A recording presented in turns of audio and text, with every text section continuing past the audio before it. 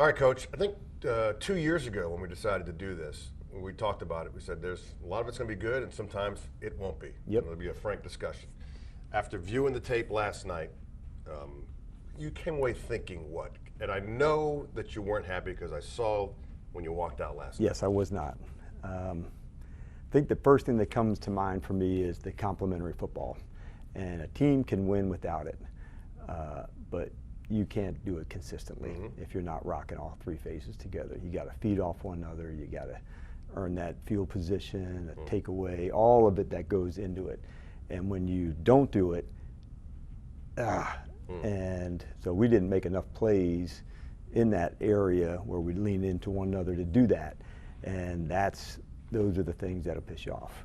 If we could play again today, we would. Yeah. I promise you. And but you don't get them back, and so you got to lean into the lessons that are there and make sure, okay, what are we going to grow?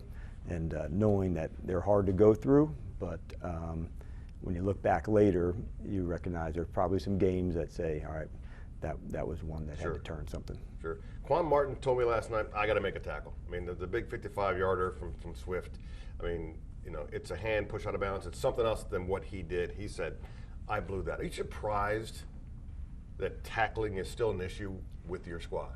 On that play, I was, because he had some great tackles in the game, and he's an excellent tackler.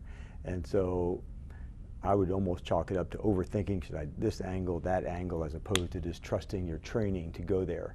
But anytime, you're at 8 or 9, 10 missed tackles in a game, that's too many.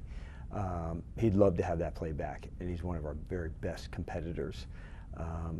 But it does not come down to one. I was glad that the team fought back on the 2-point play to keep the lead. So we had our chances to go win this game, and you know, he's going to be right in the front and center of just most all of them, and in a very strong way. You said you had your chances. Obviously, your quarterback, Jaden Daniels, told us last night, man, that was on me, that last one. I said, I didn't even give Bill a chance. He said, I lost focus. When you hear that from your quarterback, there was no mincing words about it. How does that help all of you? Well, I think, and you know this, a franchise quarterback, they got to also know how to win them, but also know when one doesn't go the way they want to, and some of it on their performance, you've got to grow, man. And to have accountability by him, like, I'm not surprised. In fact, man, I admire it so much that he wants to take all. It didn't come down to that play. You know, that's an easy thing to feel and show, but there's a lot more to it. Yeah, and even, you know, with him, I won't share a text we had today, but just the mindset of how he wants to compete and who he is and express himself in that way, it's so strong. And when you make a mistake, it stings, man. And so same thing with Bill. And here's a young guy who's a rookie who's still banking lessons and gaining experience even when they're hard. And he's going to be excellent. And you got to go through the fire a little bit sometimes, which sucks, but he's another one that wants the accountability up front, and I admire that too. But it was hard one on us. Well, not sharing the context of the text, was that the quarterback reaching out to you, assuring you?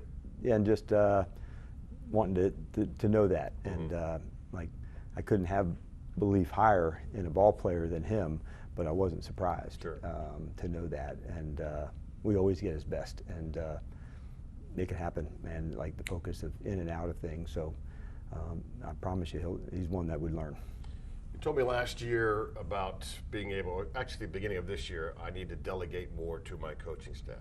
When something like this, I'll say stretch, starts to happen defensively, a guy that you are a defensive guy first, do you then want to feel like you need to put your 2 cents in more, or do you let Joe Witt do what he's doing? Well, number one, Joe and is that right at the top of it, man. He's on it, and I hear every call, I hear everything that we do that's put in. So I'm not concerned about that. Execution is all of us, man. It's players, it's coaches. I was pleased to see, you know, the team respond on 3rd downs, 4th downs in the game, but tackling and, you know, making sure the big plays, you know, on a screen, that those are the ones that don't give up. Because down the field throws, I thought the outside guys did a really nice job, Chick, on the exception of one play pass. They took their shots and went down the field, and I thought the guys responded against a very good skill group. So, like all games, there's things you want to see improve, and we'll continue to see that. Chris Moore certainly played a better game, but you're still playing without Terry McLaurin. When do you expect, if that's even a fair question, to have him back? Can he be back for Dallas? Is that your hope? You know, just coming off the game, I don't know yet. Okay. And as we go through today and tonight, still some moving parts as it relates to injuries and where we're at, and he'll put some more in tomorrow and get a better sense for where it goes. I do know he's working as hard as he can to get back. And like most teams, there's a lot of guys playing banged up to go through it, and that's part of it. And we're learning how to grow, and there's also some things that come from that. You know, when you see Jalen Lane on a double move make a big play, and Luke McCaffrey making some plays down the field, like, they're also demonstrating and expressing, like, hey man, they're down for it too. So right. We'll eventually get everybody back on it, but until then, this is how we fight. And a guy like Sam Cosmi, I think the window's up this week? Yes, it's not up, but he's definitely, you know, trending in every right space to go. He's really put the work in, Chick, in the off season, the rehab, and then the practice. So he just hasn't missed a step of the tests along the way. So yeah, he's looking like he's in a good space to make his debut. Short work week, you're going to Big D. Is this a moment in time for your squad? You know, going in one direction or another, do you feel, or is it just this is just I don't think that game? far Okay. out or back. I want us to go play like us and make this game about us. Like, Dallas has plenty of weapons, and we'll game plan and look into that. But I also want you and everybody else to see us play our style and our attitude and how we play. They got enough playmakers to keep us all up at night, but we want to make sure, let's play, you know, our style inside out. Right. And if we do that, usually we like the results. And a guy who's seen Dak Prescott as a defensive coordinator down there, do you have an inkling of what works best to defend him? Yeah, man, he's playing great. He really is on top of his game. It's no surprise with him and Brian, you know, being together there. Mike was there, and Brian and all those guys together. But the utilization, him in 2 minutes, I think that's one of the best things Dak's always had, just on the ball and directing it all. He just feels in command in those spaces. So we'll have our work cut out for him. He's a great competitor, but we'll be ready to fight as well. See you Sunday. All right.